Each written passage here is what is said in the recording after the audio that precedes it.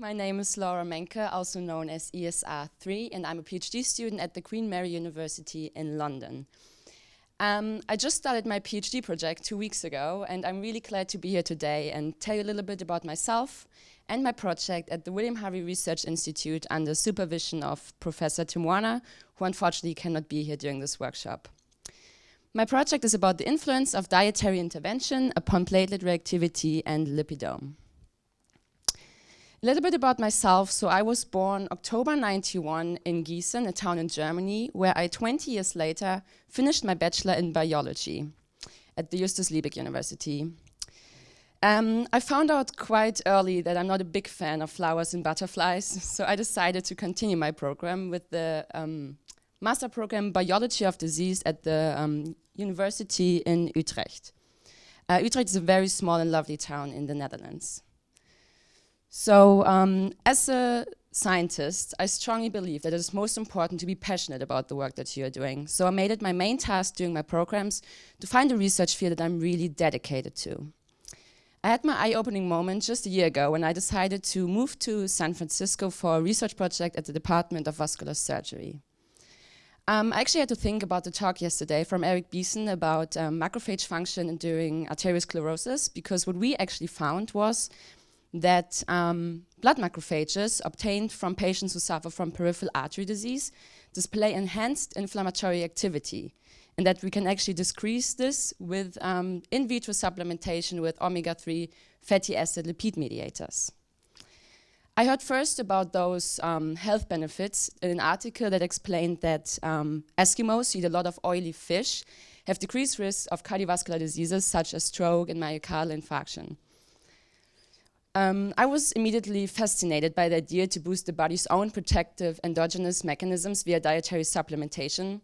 And what was meant to be a 7-month research project actually ended with me staying for nearly a year and also writing my thesis in this lab. Here, I specifically focused on inflammatory lipid mediators and how supplementation with omega-3 and omega-6 fatty acids might improve the healing outcome following vascular surgeries. I'm not really excited to be here and work on a PhD project that is so closely related to my previous research and I'm also really passionate about. So over the next 3 years, I will specifically focus on how dietary intervention with fatty acids such as D-homo-gamma-linolenic acid influences platelet function and might thereby offer a new therapeutic approach for arterial thrombosis. Well, arterial thrombosis is the leading cause of mortality in the Western world and can be directly linked to the development of arteriosclerotic plaques in the arteries, depriving essential body parts of normal blood flow and oxygen. Plaque disruption and the formation of a blood clot, also called thrombus, can be stimulated by a variety of different factors, including the local shear rate, but also injury of the vessel wall. Depending on the location of thrombus formation, arterial thrombosis can result into myocardial infarction, stroke, and even leg ischemia, which makes research regarding prevention and treatment of this disease so important. If you take a closer look into the plaque, this is basically what you see. So you will notice a variety of different cells here. You will see maybe these red cells are most likely blood cells, red blood cells, and then the green cells is probably a macrophage. And you see all those yellow fibers connecting those cells and these little small white cells, which are actually the most important ones because those are the platelets. Well, we've all heard of platelets before. These are the teeny tiny things that float around in your blood and magically plug up leaks if you need them, right? Well, it's a little bit more difficult than this. So here platelets play a key role in lesion development and progression. When platelets circulate in the vessel with an intact, healthy endothelium, they remain in their intact, unactivated state. However, when platelets encounter a break in the endothelium, they are immediately recruited to the vessel injury, adhere, and become activated. Through interaction with factors of the coagulation cascade, platelets adhere with each other and form a solid thrombus that results in the blockage of the blood flow and arterial thrombosis. Next to the formation of platelet-to-platelet aggregates, platelets can also interact with other vascular cells, such as endothelial cells and monocytes and other leukocytes. By also forming aggregates with those cells or by the release of inflammatory mediators, platelets can stimulate a variety of inflammatory processes. For scientists investigating the process behind arterial thrombosis, investigating or looking at the pathways behind platelet stimulation and activation is of critical importance. So platelet adhesion is immediately triggered by the exposure to von Willebrand factor and collagen. Stimulation of specific receptors leads in the activation of internal signaling pathways, such as the production of thromboxane A2, that stimulates further activation, either autologous or of other platelets following release. Activated platelets also release granules that contain mediators such as ADP that activate and further attract macrophages to the site of endothelial injury. In the end, activation of the GP2B3A receptor initiates platelet aggregation. As several pathways can actually influence platelet activation and aggregation, several research teams, including ours, perform a variety of functional assays to investigate dysfunctions in the activation pathways, but also to optimize antiplatelet therapies. Here, agonists are incubated or are added to platelet-rich plasma and whole blood. And here, agonists are used such as arachidonic acid, ADP, or collagen, but also synthetic agonists such as U46619 that acts as a thromboxane A2 receptor agonist, and TREP6 that acts on the PAR1 receptor. Following activation, a variety of functional assays can be performed with names I can mostly not even pronounce, but I give it a try. So one of the most known assays is called light transmission aggregometry, in which platelet-rich plasma is incubated with an agonist to induce in vitro and platelet-to-platelet activation. The activation can then be identified via platelet aggregation that can be measured by a light beam going through the source.